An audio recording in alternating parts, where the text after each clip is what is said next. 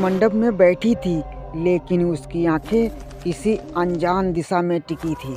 कुछ ही मिनटों में पूरी शादी की खुशियों को चीखों में बदल दिया, क्योंकि उस रात मंडप में सिर्फ बाराती नहीं, एक अनचाहा मेहमान भी मौजूद था। गांव का वो पुराना चौपाल वाला घर आज रोशनी से चमक रहा था। दूल्हे की बारात बस आने वाली थी। चारों तरफ शोर, हंसी मजाक का माहौल। घर की बड़ी बड़ी दीवारों पर लगी झालरों के बीच एक अजीब सी ठंडक चल रही थी, जिसे कोई नोटिस नहीं कर रहा था सिवाय दुल्हन नेहा के। नेहा अपने कमरे में दुल्हन की पोशाक पहने बैठी थी। हाथों पर मेहंदी महक रही थी, लेकिन चेहरा थोड़ा उतरा उतरा लग रहा था। उसकी सहेलियां उसे हौसला दे रही थी। नेहा, आज तुम्हारी शादी है, इतना डर क्यों रही हो? नेहा ने धीमी आवाज में जवाब दिया। किसी के आने की आहट। कमरे के बाहर कोई खड़ा है। सबने दरवाजा खोला तो वहां पर कोई नहीं था। सहेलियां हंस पड़ी। यह सब तेरे दिमाग का वहम है। पर नेहा जानती थी कुछ तो है वहाँ। ढोल ताशे बजने लगे। बारात दरवाजे पर पहुँच गई। खुशियों का शोर पूरे आंगन में फैल गया। हर कोई नाच रहा था। बुजुर्ग महिलाएं मंगल गीत गा रही थी। लेकिन उसी भीड़ में एक बूढ़ी औरत दिखी, सफ़ेद साड़ी में, बिखरे बाल और चेहरे पर एक अजीब सी खाली नज़र। किसी ने उसे पहचाना नहीं। वो सबको चीरती हुई सीधा अंदर के कमरे में चली गई। किसी ने उसका आना जाना नोटिस नहीं किया। बस एक बच्चे ने अपनी माँ का दुपट्टा खींचकर कहा, माँ, वो औरत कौन है जो अभी अभी कमरे में गई है?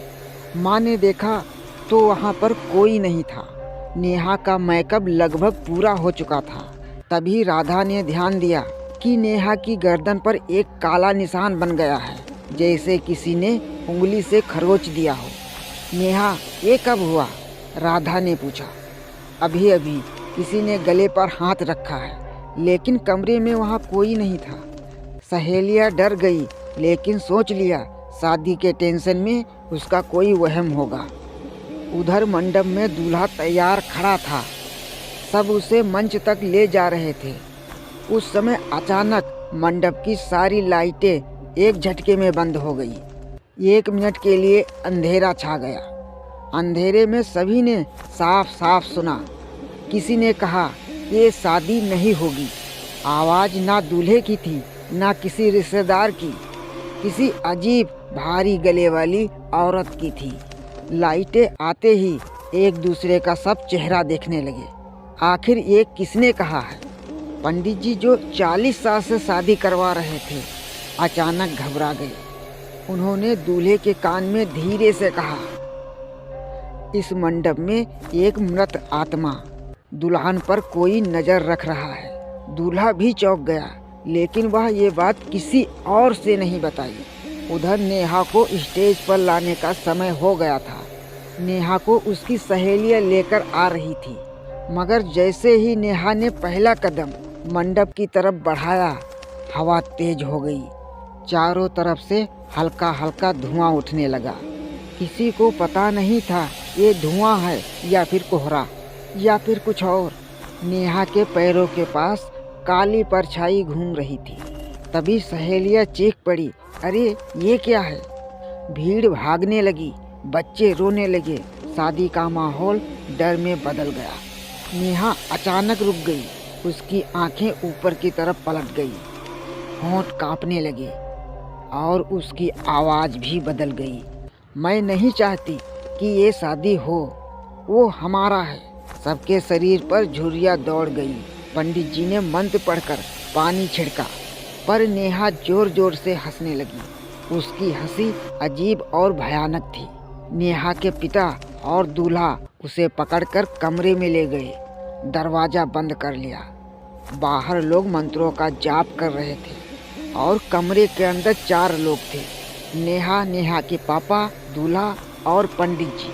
दूल्हा नेहा के हाथ पकड़कर कह रहा था, नेहा सुनो, ये तुम नहीं हो, वापस आ जाओ। नेहा की आंखों में आंसू बहने लगे, लेकिन अगले ही पल किसी अदृश्य ताकत ने उसे जमीन पर पटक दिया। उस समय नेहा के शरीर में एक दूसरी आत्मा प्रवेश कर चुकी थी, और वो आत्मा कोई और नहीं बल्कि दूल्हे की पहले वाली पत्नी थी, जिसकी एक एक्सीडेंट में मौत हो गई थी और उसके 2 छोटे छोटे बच्चे थे। वो चाहती थी अब वो दूसरी शादी ना करे, क्योंकि उसे डर था अगर दूसरी शादी हो गई तो हमारे बच्चों के साथ क्या होगा। दूसरी माँ पता नहीं बच्चों के साथ कैसा बर्ताव करे।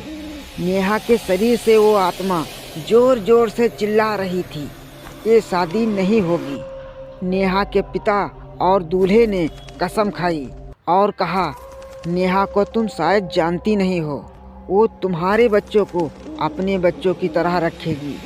वो कभी बच्चों को माँ की कमी महसूस नहीं होने देगी, मैं वचन देता हूँ। इतना कहते ही वह आत्मा नेहा के शरीर को छोड़ देती है। नेहा होश में आ जाती है। माहौल को फिर से सुधारने की कोशिश की जाती है। कुछ ही देर बाद शादी के फेरे शुरू होते हैं, लेकिन लोगों के मन में एक अजीब सा डर अब भी था।